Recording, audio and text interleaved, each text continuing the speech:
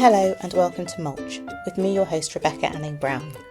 This is a weekly podcast for flower farmers who want to build a confident flower farming practice that reflects the lifestyle that you want now and in the future.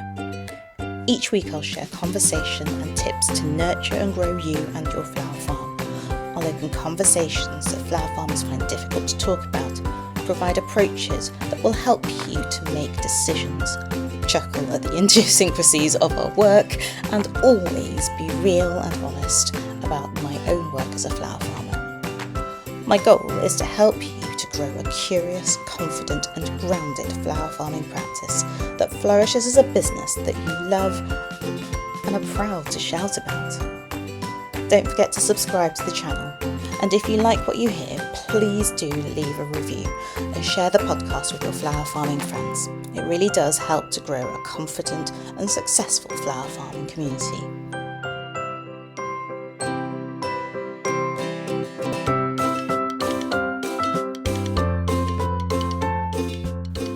Hello and welcome to Mulch.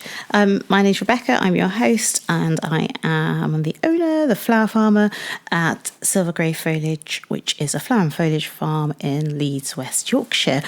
For those of you who are returning, welcome to episode 3. I absolutely can't believe that I've made it to episode 3. And that people are listening and posting in their Instagram stories and sending us emails of encouragement and messages on Instagram. Honestly, I'm so grateful for the response that we've received. Thank you so much. Please do continue to email your thoughts on the show. Please do send me emails about what you'd like to hear me talk about. So the email address is rebecca@silvergreyfoliage.com. You'll usually get a response from either Antony or I, but it's those things that you're curious about or that we wonder whether the general approach is appropriate or not, that I'm really keen to be talking about and just opening up those conversations for us all to think about. The joy of curiosity in this context is that where you ask the questions and I talk about it, the cat that gets killed is me if I say the wrong thing rather than you. So it's pretty risk-free on your part, and I'll take appropriate caution on mine. Before I crack on, I just wanted to say that this episode is going out on Monday the 8th of January. So it's the week of our first business workshop, which is on Sunday. So on Sunday the 14th of January at 9:30 Greenwich Mean Time, Antony and I will be hosting our first workshop of 2024. It's the business planning workshop, and in my opinion, it is the most important workshop that we will do because it creates the framework that you hang all of your decisions on for your business this year and into the future. It's a bargain, it's £40, that's less than a wholesale bucket of flowers, and you receive a recording and a workbook as well. It is the first time that we're running these workshops. We are unlikely to run them at the same price in the future, but it's important that if this is something that's important to you, that you join us as soon as possible so that your year is easier and you waste less time and less money because you know how to align your yeses and your nos. So the link to book is in the show notes. More information on common questions asked are available in our Instagram. You can follow us on Instagram at Silver Grey Foliage and also on our website, which is silvergreyfoliage.com. Links to all of those are in the show notes below.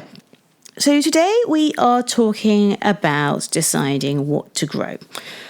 So when I told Antony that this was the title for the next recording, he laughed. And then he asked how long the episode was going to be.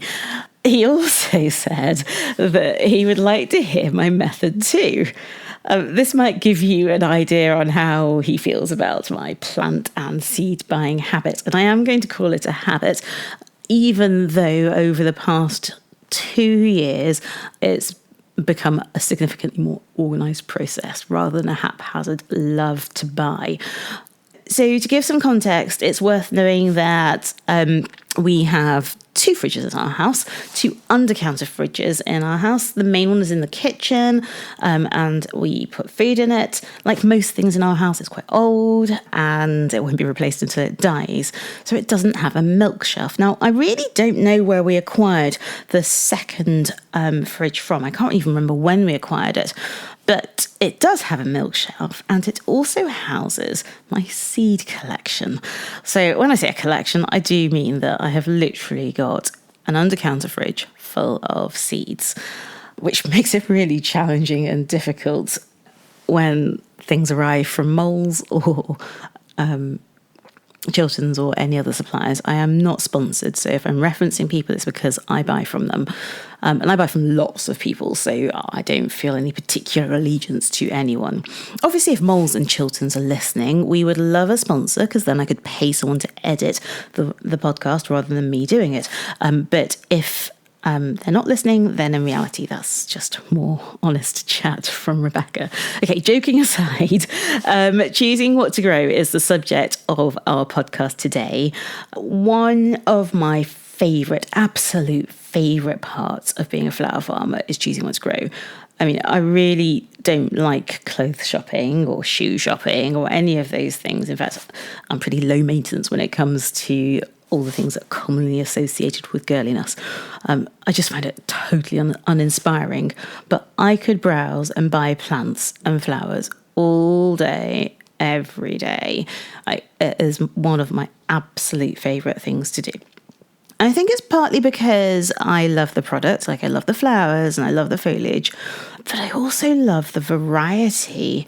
It's literally endless, and it's so fun researching and choosing what we're going to have in our field for our customers. So as ever, my general approach is that I'm not going to tell you what to buy. In fact, I don't think I'm even going to reference any specific plants or varieties. And again, for context, I think it's really, really important for this particular episode that I'm talking specifically about adding to your field rather than starting out from scratch. And maybe I'll do that in a different episode. But for now, I'm talking about adding to your field because I often think that's more challenging than deciding where to start.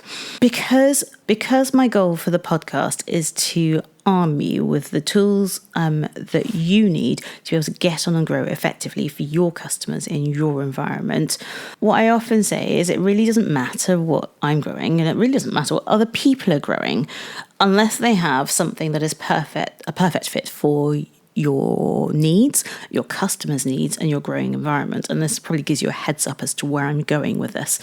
For clarity, I do often ask people for ideas and recommendations, but when I do, my requests are really quite specific because they are related to the things I'm looking for to fill a gap on my flower farm.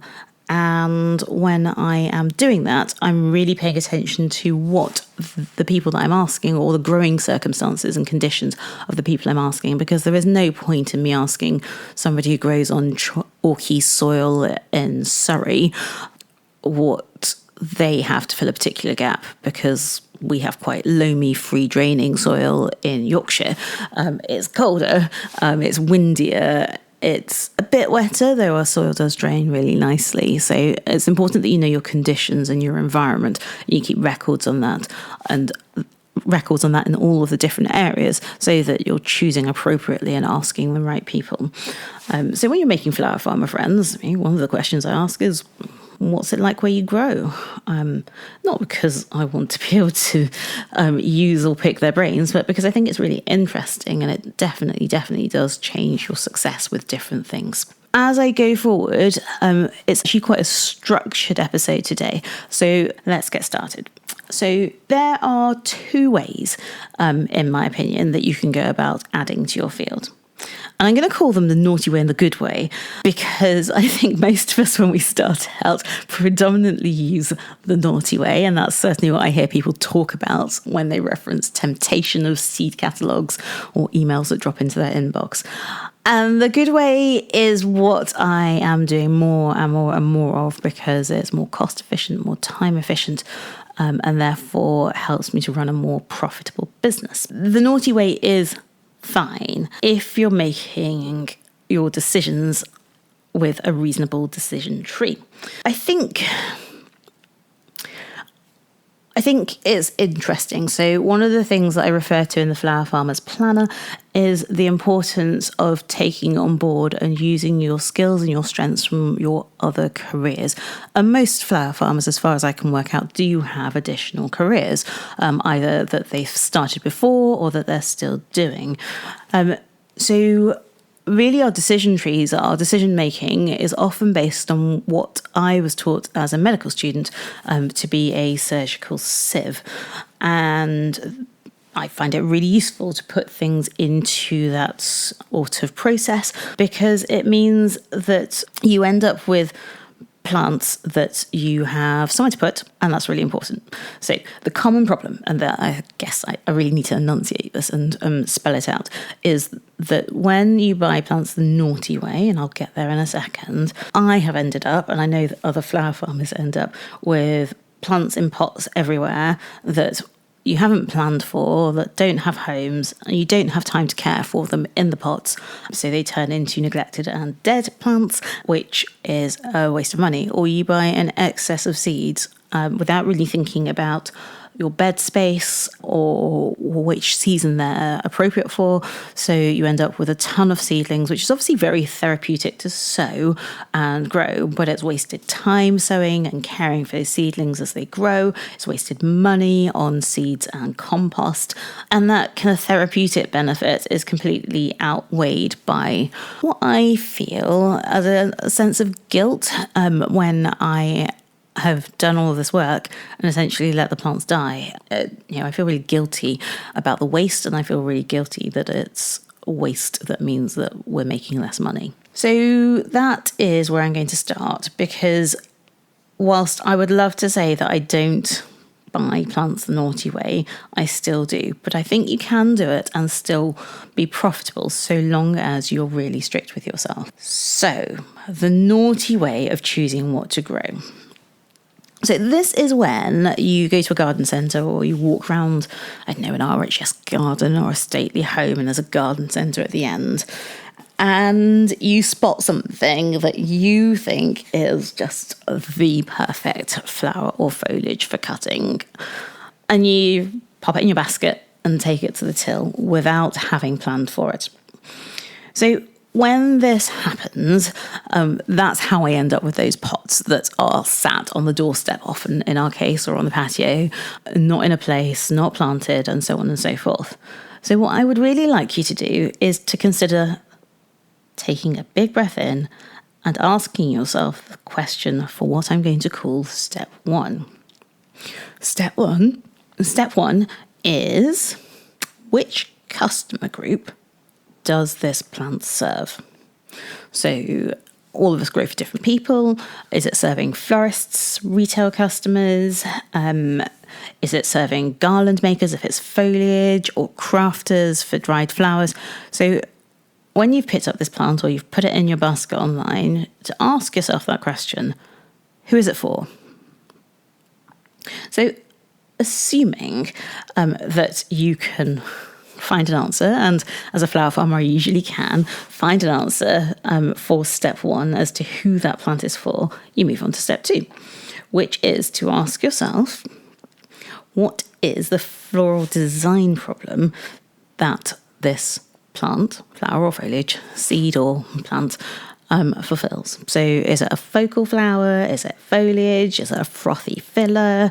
Does it provide structure? Is it a spire? And I love to refer to spires as kind of soft spires and rigid spires. That's a whole different conversation. Or would it be really, really perfect for bowls and bud vases? And again, this question is often quite easy to satisfy because we know our business and we know what we're going to do with the flowers. So we move on to step three. I would argue that step three, again, is an automatic pass. So there is a kind of killer question, and we haven't got there yet. If you've satisfied step one and step two, step three is to ask yourself, what season is this useful in? So we can pretty easily allocate that season. If you don't know of that particular plant, it's usually on the back of the label, or a quick Google search will give you the answer. Okay, so step 4 is where we start to lose some wriggle room, because the question I'd like you to ask yourself is, does the plant or seed fit a gap that you currently have? So you really have to be strict with yourself on this one. The question is not, could you do with a bit more of this, or would you like that? This is an unplanned purchase. And in those circumstances, the question is, do I have a gap for this in that season right now? So it's wonderful. It's perfect. It's beautiful. It's, quick growing and vigorous, but it must fulfill a genuine need. So I love the word must, because must is one that you can't get away from. It's not, well, maybe or probably or possibly.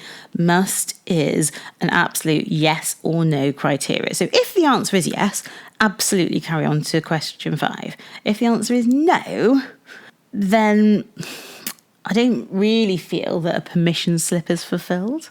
And so for me, if I get to that point and I say no, then I really should be taking things out of my basket, or putting them on a list of things I'd like to buy in the future rather than carrying on. I think occasionally there is a get out of jail card, and I will talk about that at the end. But for me, the get out of jail card is incredibly difficult to satisfy, and therefore rarely these days allows me to buy. So step 5, where am I going to put whatever it is I'm buying? So if you know where, or you can identify that space or somewhere, or if you can have a quick look around your field or your field plan, you can go, I'm going to put it there. Perfect. If not, then again, you need to stop. You need to go and see if you can identify that space. And if you can't identify that space, again, for me, that's a red line. I don't have the space for it at the moment. I don't have a planned space for it at the moment. I'm not going to buy it. Okay. So next, step 6. So we've decided that we know what it is, who it's for, what the gap is, when the gap is, and that we've got space for it. Perfect. How much space do I have? So if I have space, do I have space for 3 plants, 6, 12, 20, 100? How much space am I going to fill? Because the next question in the decision tree, step 7, arguably could come at the beginning, but I've deliberately not put it at the beginning because we're doing a bit of speculative shopping. And when you're doing speculative shopping, in reality, most of us don't think about step 7 first. So step 7 is, how many plants can I afford? Now, in medical practice, so we're doing what I'd call a surgical sieve. In medical practice, we usually talk about ABC, airway, breathing, circulation, except for in trauma care, where we will generally now do CABC, circulation, airway, breathing, circulation, because we know that when we deal with the circulation, A, B, and C respond better. So arguably, you should be asking yourself the question, how many plants can I afford, or what can I afford, at the beginning? But in reality, I know that doesn't happen, which is why I haven't put that as step 1 and it's step 7. Finally, when you know how many you can afford, where you're going to put them, where the space is, blah, blah, blah, blah, then you can buy. Now, I talked about that get out of jail card. And for me, that get out of jail card is rarely successful, but it absolutely needs to satisfy as many of the following criteria as possible. So, is it rare? Is it unique? Do I know that no one else is growing this, but I think it'd be really good for cutting? Is this a difficult colour to find? And on my mind, sadly, is lilac, like a good proper lilac, a good proper blue, or blush. Every florist's favourite, blush, but that's, again, a separate episode. Is it something that you have a particular customer in mind for? So especially when you've got good relationships with long-standing customers, you know the sorts of things that make them happy. And if you've got an extra thing that you can sell to them, that is perfect. You really do need to be satisfying a lot of those in order to give yourself a get out of jail card and buy it anyway. And that's why I talked at the beginning about needing to be strict. So the naughty way does work and you can use it, but I would strongly suggest that going through these steps 1 to 7 is a good way to make sure that you're not just buying for the sake of buying. So we've talked about the naughty way. What's the good way? Well, the good way is what we try and do 2 or 3 times a year. So we budget for 2 or 3 key buying times in spring, summer, and then autumn, winter. So because it's planned, we know that we're planning our planting for the next year or the next 2 years, or for things that we might not even start cutting from for 3 years. So that's rare. I try and get things ready for cutting within at least 2 years.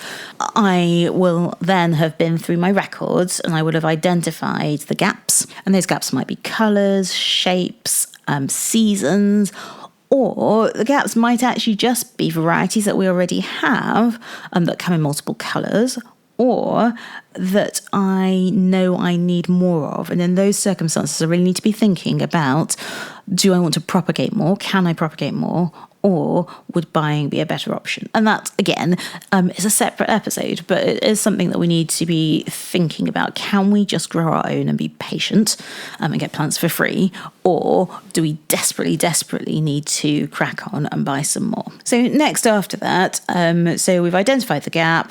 I like to think about what my ideal split of my budget is. So I want to think about what my priorities are. So as many of you know, I like to grow foliage and my customers like foliage. So am I going to have a 70-30 split between foliage and, say, focal flowers, so dahlia and roses and tulips or whatever? Is that priority padding out a particular season? So we've talked about it a little bit, but the question is it padding it out, so creating more of the same, or is it adding something new and different to our offering? Or maybe it's that your target is to increase the number of high value flowers, so your split is to offer, 60-40, so 60% on roses or scented geraniums, like something that's high value and not so commonly grown and doesn't travel well, so that you have more of those to offer to your customers. And in so doing, you're not necessarily increasing your production significantly in terms of numbers of stems, but because each one is worth more, you will get more income. Now, I think, again, there's a whole episode that can be done on which direction is more profitable or more sensible as a business. That does really require you to have done the sums about your sales and your customers. So we will come to that another time. After I have made those budgetary kind of allocations, I will then do the research. So I'll research the things that fit my gap, that fit my need, and fit my budget. And I do research in lots of ways. So I do use books, I use seed catalogues, I use pictures that I've saved from Instagram, I use Google, I use YouTube. I really don't get to do it often enough, but I try and walk around RHS gardens or stately homes every now and again, so that I can see what's growing well in those places local to me, because if they're growing well there's a good chance they'll grow well for me, and then consider whether they'll cut well. And I do ask targeted questions of people that I know and trust. But again, with that caveat that if I'm asking people that I know and trust, I really want to be asking people who've got similar growing conditions, because there's no purpose in me taking advice from someone who grows in a totally different part of the country with totally different soil. And with all of those things, I put together my final list, make sure that it's within budget, and I buy. So the key difference between the naughty and the good way. And I like this kind of split because I quite like to be a little bit naughty sometimes. But the key difference is that the good way means that you're making choices for your business with space and time to reflect and think and plan. Whereas the naughty way effectively is just about buying. It's like the kid in a sweetie shop. And they affect how you feel about the decisions that you've made and about your business. So the naughty way can make me feel chaotic and overwhelmed and confused. And that's just... it's just not healthy and it's not helpful. And the more chaotic and overwhelmed you feel, the harder it is to see the wood for the trees and make any decisions. And it's quite stressful when you go down that path and not particularly enjoyable. Whereas the good way helps you to feel, or helps me to feel, proud about a plan coming to fruition. It makes me feel pleased that I have saved in order to achieve that. It makes me feel calm and prepared and in control, and so capable of achieving my goal of a successful flower farm. And that's quite enjoyable. It's quite enjoyable knowing that there is a budget, which is lovely. There is money that's set aside for me to be able to spend on the things that we need, and all of them are going to bring me joy, and they'll bring my customers joy as well. So one of the things, I talk about it a lot, and I will talk about it a lot in the podcast, is setting up my business and setting up my decision making so that it's bringing me joy, not just money and financial income. So it is absolutely no accident that I am talking about choosing what to grow now. I've chosen to do it now because I want the podcast to be helpful. And I know that at this time of the year, flower farmers are choosing dahlias and chrysanthemums. We are topping up our seed collection, so evidently I'm not allowed to with a fridge full. And we are adding to the plans that we've started to make over winter, and sometimes as far back as kind of August. And everything is so tempting. But, and marketing types, if any marketing types are listening to this, will tell me not to use the word but I like the word but because it's important that you have that juxtaposition. So, but if we're spending money that's not leading to fruitful or useful flowers and foliage, then it's wasted. And wasted money means less money in your pockets. So, I thought I'd finish with some top tips. If you are still finding it hard to escape, to leave the naughty way, I thought I'd suggest the following things, especially if you are shopping online. And I do actually think that shopping online, it's much easier to do this with because the online service isn't going anywhere. So my first piece of advice, or my first tip, is sleep on it. Fill the basket with the things that you've decided that you want to put in at whatever time of the day and come back to it 24 hours later. Now, some seeds and plant places do empty their baskets every day at midnight. So just bear that in mind and take a screenshot so that you're not refilling your basket with those things and more the following day. Write a shopping list. So if you think, I've got a spare few pounds, I'd like to do some random shopping and buying of plants, make a shopping list. Because a shopping list means that you spend less money on bread and more money on fruit and veg and meat, if that's the way that you're inclined when you go food shopping, and it's no different when you go plant shopping. What else would I suggest? Well, I suggest that if you are still desperate to spend your money on planty treats and you can't restrain yourself, don't have a PayPal account. Don't save your card details online so it's easy to just click and it's all gone. And make yourself in those plant places. I'm trying not to use any brands or names too much because I'm not sponsored, and I don't want to tell any of those kind of vendors that they are more guilty than others, but the websites are so tempting. Anyway, that aside, it is much harder to spend money, I find, if I have to go and pick up a card and type in the details. I think about it much more. And if you're going to a garden centre or a garden that you know has a plant outlet, then again, it is much harder to overspend if you take with you good old-fashioned cash than you take your business card. So you're setting some limits or making it harder to just spend. I once read a book that recommended the one more day principle. I love the one more day principle.